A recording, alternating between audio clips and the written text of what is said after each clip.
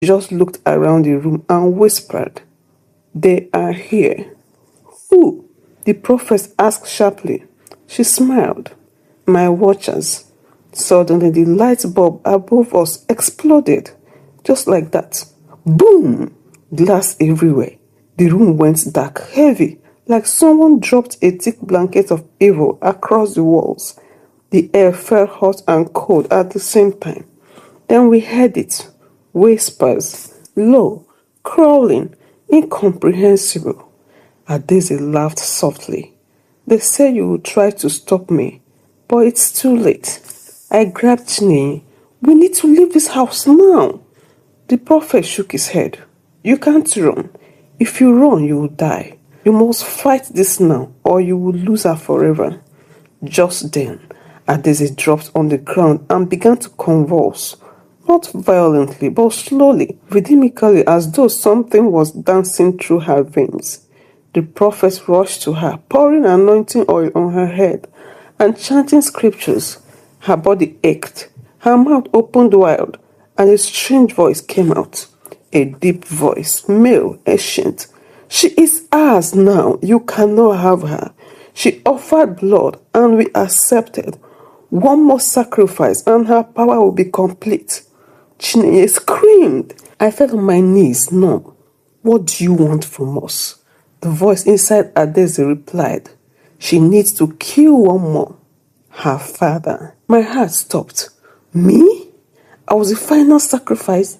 I stared at my daughter, my only child, written on the floor, possessed, deadly, powerful. And I knew right there that this wasn't over. No prophet, no oil, no scream was going to fix this overnight. This was war. And my daughter was the enemy. The human mind is strange. One moment you're holding your child in your arms, rocking her to sleep. The next you are staring at the same child on the floor, possessed by something ancient, dark and deadly. And all you can think is, where did I go wrong? "Adeze," I shouted, holding her legs as the prophet fought to keep her pinned down. "Come back! This is not you." Her eyes flung open, white only, no pupils, no soul. She hissed like a wounded snake and spat at me.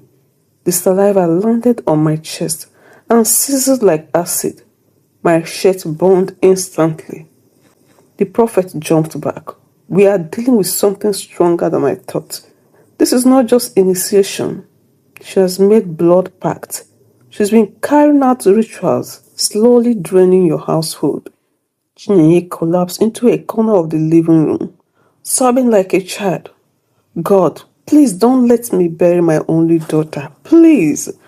I stared at my daughter's face, twitching and hateful. She didn't look like Adeze anymore. And yet she did. "What do we do now?" I asked the prophet. "How do we save her?" The prophet looked at me, long and hard. "We must break the covenant, but it will cost you." He didn't need to explain. I already knew what he meant. That night, we moved Adeze into prayer room of the church. It was isolated, far from the main building. The elders agreed to keep it quiet. No one wanted to start rumors. The deliverance took days, not hours, not one night like the movies. Days. 4 men had to hold her down. Her voice changed every hour. Sometimes she would cry like a baby, pleading for help. Other times she would curse me in languages I've never heard, threatening to slit my throat while I slept. We fasted, prayed, poured oil until walls smelled like fried akara.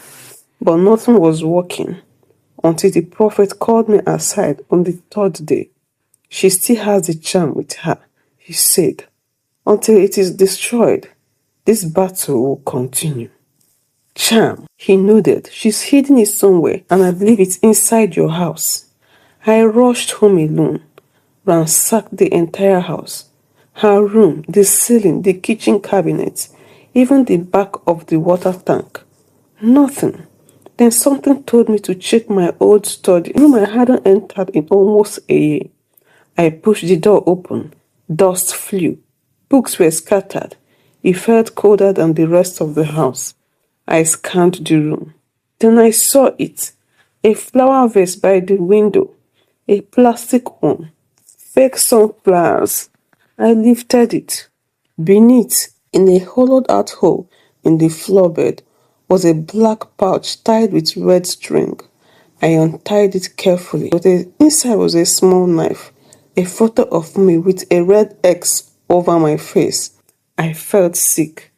I didn't think. I threw the pouch into a bowl and set it on fire right there, in the compound. The flames roared unnaturally high, blue, then green, then deep purple. As it burned, I heard a scream, faint, distant, but it wasn't from the house. It was from the church. I grabbed my keys and drove like a madman. By the time I got there, Adeza was lying on the floor, silent. Her breathing was heavy, but her eyes were open, normal. She blinked when she saw me. Daddy, I froze. Daddy, what happened? Why are we in the church? Why are you crying? I dropped to my knees and pulled her into my arms. I didn't care that she didn't remember. I didn't care that I smelled like smoke and fear. All I knew was that my daughter, the girl I raised, was back.